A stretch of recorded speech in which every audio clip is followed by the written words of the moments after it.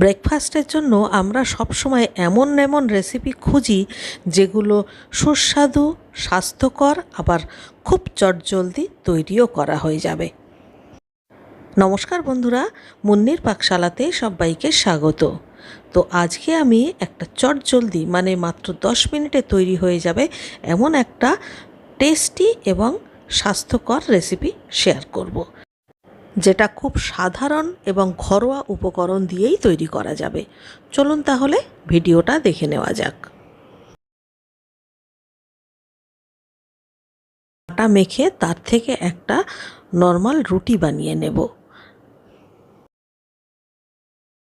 অন্যদিকে আমি নিয়েছি কিছুটা পেঁয়াজ কুচি, কাঁচা লঙ্কা কুচি, স্প্রিং অনিয়ন আর একটা শসা কুচি।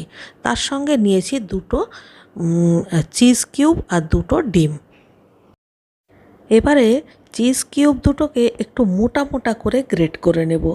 ঠিক দেখুন, এরকম দানা দানা থাকবে। এরপর একটা বড় বাটির মধ্যে দুটো ডিম ফাটিয়ে নিলাম। এরপর এর মধ্যে নুন, পেঁয়াজ কুচি, লঙ্কা কুচি আর স্প্রিং অনিয়ন সমস্ত কিছু দিয়ে দিলাম। সঙ্গে একটু ধনেপাতা কুচিও দিয়ে দিলাম। দিয়ে খুব ভালো করে ফেটিয়ে নিতে হবে। এবারে একটা ফ্রাই প্যানে 2 চামচ মতো সাদা তেল দিয়ে দিলাম। তেলটা গরম হয়ে গেলে যে ডিম দুটো ফাটিয়ে রেখেছিলাম সেটা ঢেলে দিতে হবে।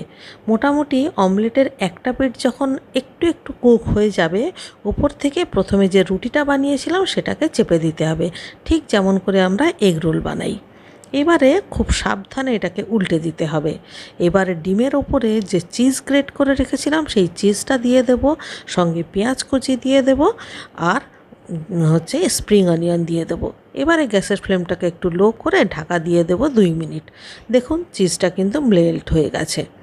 এইবারে ওপর থেকে tomato hot and sweet sauce দিয়ে দিলাম। দিয়ে এইবারে ভালো করে ফোল্ড করে এটাকে এপিট ওপিট একটু ভালো করে কড়া করে ভেজে নিয়ে তারপর তুলে নেব। যে প্লেটে সার্ভ করবেন সেই প্লেটেই এটাকে তুলে নেবেন। এবারে একটা চাকুর সাহায্যে এটাকে লম্বা লম্বাভাবে কেটে নিতে হবে, তাহলে এটাকে ধরতেও সুবিধা হবে আর খেতেও সুবিধা হবে। আর এটার সঙ্গে খাওয়ার জন্যে আপনি ধনেপাতার চাটনি, চিলি সস কিংবা টমেটো হট অ্যান্ড সুইট যে কোনো কিছু দিয়ে পরিবেশন করতে পারেন।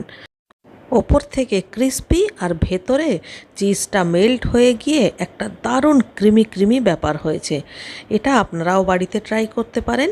আর রেসিপিটা ভালো লাগলে অবশ্যই একটা লাইক করবেন, কমেন্ট করে আমাকে জানাবেন। আর আপনি যদি আমার চ্যানেলে নতুন বন্ধু হয়ে থাকেন তাহলে চ্যানেলটিকে সাবস্ক্রাইব করে প্লিজ আমার পাশে থাকবেন। তাহলে দেখা হচ্ছে নেক্সট রেসিপিতে।